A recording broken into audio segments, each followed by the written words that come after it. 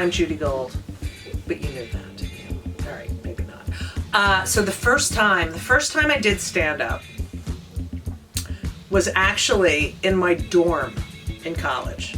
And we did this thing called Secret Santa, and we were really creative. So every night we would put on a big show. So what would happen is you'd get a note under your door from your Secret Santa saying, okay, tonight in the lobby you have to, one person I remember had to play Let It Rain, and every time they got to the chorus of Let It Rain, everyone threw buckets of water on them. So like those were the kinds of things. So I get a note one morning from my Secret Santa saying, you have to do 10 minutes of stand-up comedy and use everyone who lives on the floor as material.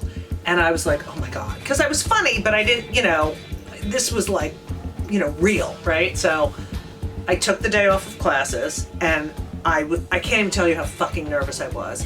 And that night, I had all my jokes written on a, piece of paper, and I had a mic and a mic stand, and I was in the lobby, and I did my first joke, and I got a laugh, and it was the most awesome feeling I ever got doing anything, and I killed that.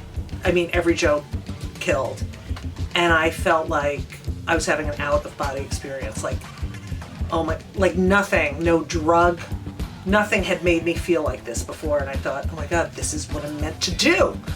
And I guess it's like doing cocaine for the first time. I mean, I guess, because I've never done that.